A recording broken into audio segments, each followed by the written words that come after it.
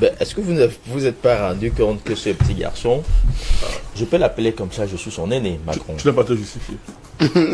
Est-ce que vous ne vous êtes pas rendu compte qu'il va de contradiction en contradiction, il se confond lui-même dans ses déclarations, il ne sait plus où il en est, il a perdu complètement la maîtrise et le contrôle dû à un homme d'État de son rang, du moins pour ce qu'il est en tant que président français, mais il a perdu le contrôle.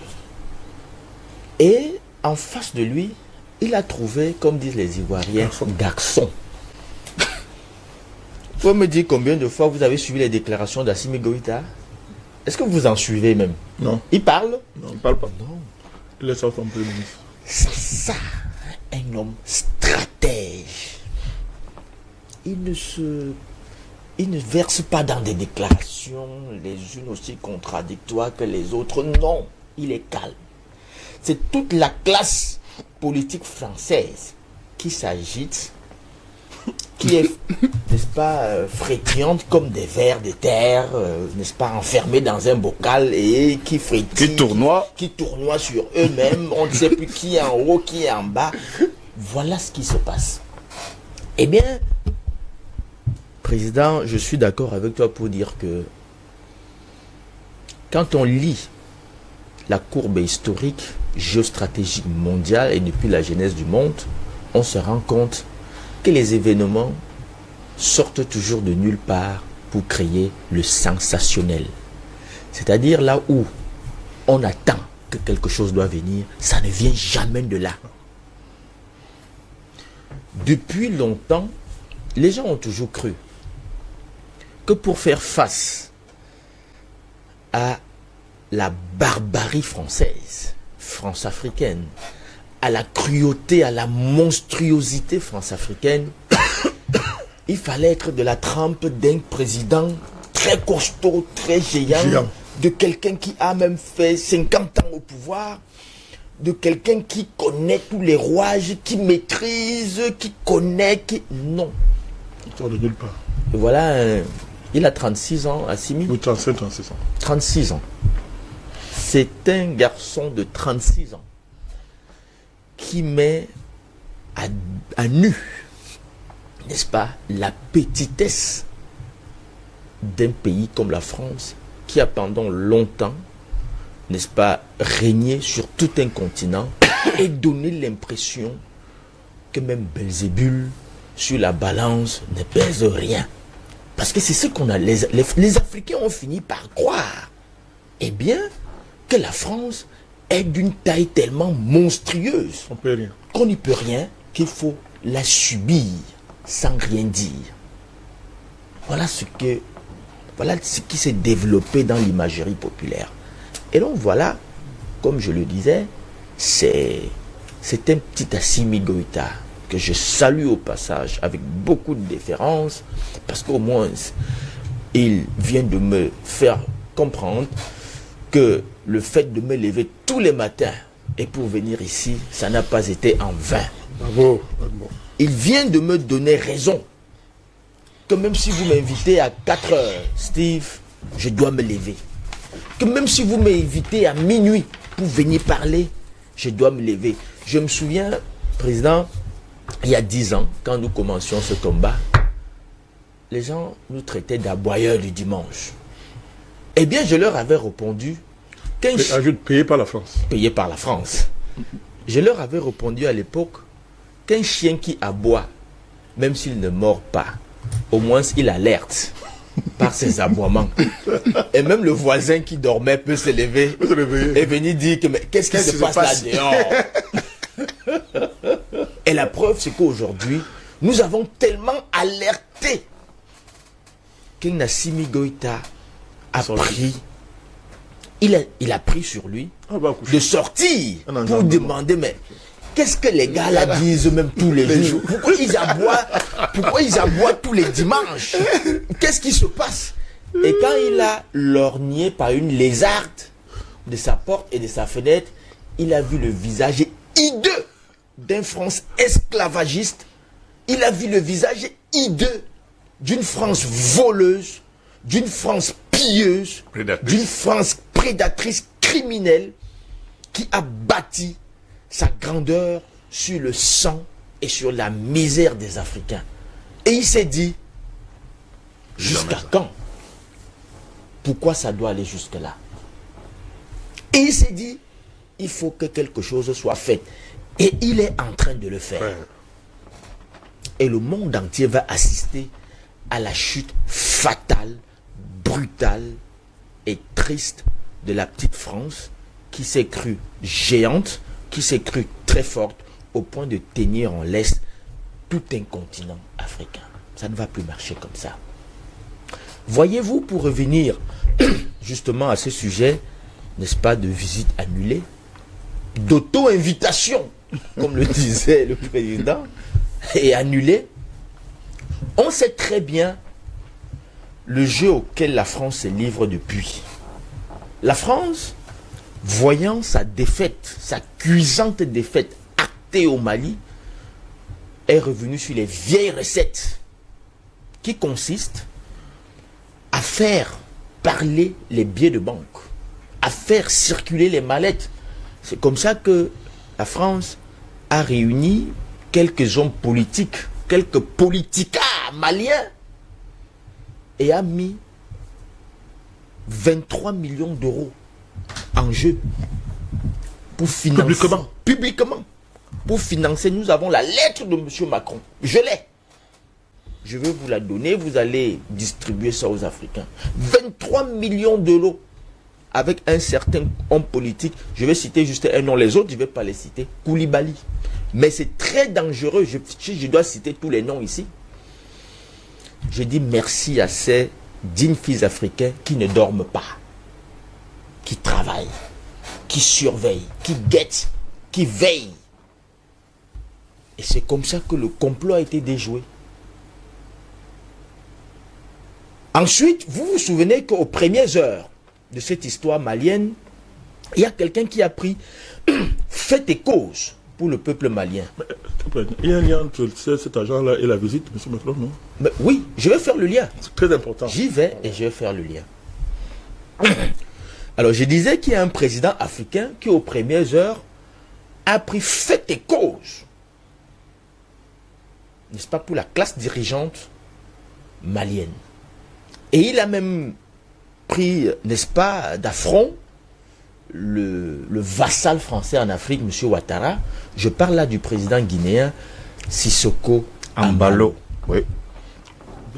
Bissau guinéen. Bissau guinéen, bien sûr. Sissoko Embalo. Eh bien, il a toujours apporté son soutien, son appui à Assimi Goïta et à toute la classe dirigeante malienne, jusqu'à ce que l'Élysée l'invite. M. Macron l'invite à l'Élysée. Il est parti. Ils se sont dit ce qu'ils se sont dit. Et on lui a posé 1 milliard d'euros sur la table. 1 milliard d'euros sur la table. Et l'homme a promis, justement, de tout faire pour faire tomber Assimi Goïta et son équipe. Mais heureusement, une fois de plus, les Africains veillent. C'est de chez lui, même dans son équipe, que l'information a fuité. Pour dire... Parce que c'est pour dire que il faut savoir que le travail que nous faisons, ce n'est plus tous les Africains qui sont prêts à livrer l'Afrique pour un peu de rhum, un peu de sel, un peu de tabac, et un peu de tabac, un peu de cigare. Ce n'est plus tous les Africains qui sont prêts à ça.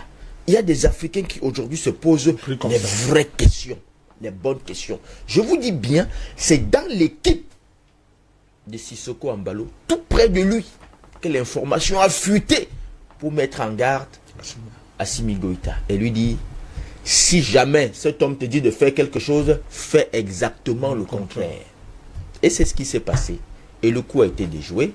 Et il y a une vidéo qui circule où on voit justement Macky Sall, Ouattara et Sissoko Embalo en train de festoyer cette victoire-là.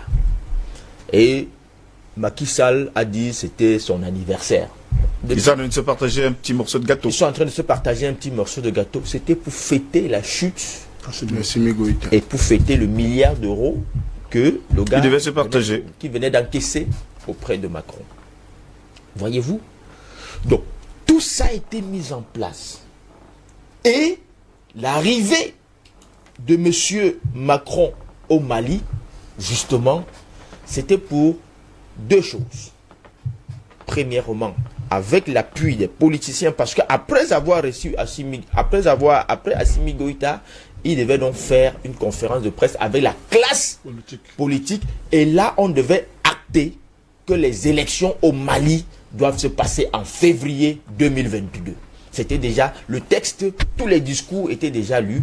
Et que si ça ne se passe pas comme ça, et donc, M. Assimi Goïta devait être déclaré persona non grata. Oui. Voilà ce qui se préparait. Et le coup a été déjoué. Il faut que les Africains le sachent. Nous suivons la situation au Mali comme l'huile sur le feu. On ne joue pas avec ça. Nous suivons cette situation de près. On n'est pas prêt à lâcher. Et nous disons à tous ces politicards qui depuis longtemps ont cru qu'ils devaient sacrifier tout le continent sur l'autel de leurs intérêts égoïstes en recevant quelques billets de banque, en recevant quelques maisons sur la rue Fauche, en recevant quelques maisons à Monaco pour eux et leur famille. Que non, trop c'est trop. Il faut arrêter ça. Il faut arrêter ça. Parce que nous allons aussi changer de méthode. Parce qu'à force de parler et que ça ne passe pas, nous allons nous aussi changer de méthode. Le crime n'est pas consubstantiel à la nature africaine, parce que nous, on ne sait pas faire le crime, mais que les gens ne nous poussent pas à penser à des choses, à avoir des idées noires. Et nous pouvons l'avoir. Parce que tous ceux-là, tous ces Maliens, tous ces petits politiciens maliens qui sont en train de comploter pour avoir la peau d'Assimi Goïta, il faut qu'ils sachent ce qui risque de leur arriver. Nous risquons d'être proactifs et nous risquons d'anticiper sur un certain nombre de choses. Il faut qu'ils fassent très attention. Et donc, pour te dire quoi, Steve, c'est que Macron s'est rendu compte à la dernière minute que tout ce qu'il avait mis en place a été déjoué. Il ne pouvait pas partir. Et le format et tout ça c'était juste de l'habillage. Il voulait faire un mini-sommet. Oui, il voulait faire un mini-sommet et inviter justement ces traîtres-là. C'était ça le but. Sissoko Embalo, Bazoum, Ouattara, Macky Sall, tous ces félons devaient se retrouver sur le sol malien et prendre une résolution au nom de la CEDEAO et dire que février, les élections doivent se tenir. Et conjointement avec les politicards maliens, ils devaient donc sortir une résolution qui devait être contraignante et dire que si c'est... Justifier une guerre. Et justifier une guerre. Et dire que bon, si c'est comme ça, si tu ne veux pas, les troupes de la CEDEAO vont venir combattre le Mali. Voilà ce qui était préparé. C'est ça. Voilà ce qui était préparé. Heureusement que les fils africains ne dorment pas. Et nous ne dormons plus. Nous n'allons plus jamais dormir. Nous allons rester éveillés. Nous allons rester éveillés. L'assassinat de Goïta ne passera pas. Ils ont assassiné Sankara, ils ont assassiné Kadhafi, ils ont assassiné tout le monde. Ils ont assassiné Olympio, ils ont assassiné, ils ont enlevé Gbagbo, ils ont fait tout ça. Monsieur Ouattara... Après avoir essayé de l'assassiner lui-même. Après avoir essayé de l'assassiner lui-même. Plusieurs fois. Monsieur Ouattara, Monsieur Macky Sall, Sissoko Embalo, Monsieur Bazoum, vous n'allez pas réussir ce que Bongo et Yadema, Fouette, Hassan II ont fait à Sankara. Vous n'allez plus réussir. L'époque de l'obscurantisme total et absolu est terminée. Maintenant, nous veillons. Vous avez vu ce que nous avons fait. On leur a forcé la main pour nous libérer Gbagbo. C'est pour ça que les gens nous ont appelés les aboyeurs du dimanche. Imaginez-vous un seul instant, président, que nous étions restés tranquilles et que la CPI avait fait ce qu'elle voulait en jugeant Gbagbo, il aurait pris 25 ans. C'est gentil. Minimum 50 ans. 50 ans de prison. 50 ans de prison. Blé Goudé, pareil. Blé Goudé, pareil. Il a fallu que nous aboyions Pendant 10 ans. pendant 10 ans et que nous mettions à nu tous les complots pour que les gens se disent non, jusqu'ici, pas plus loin.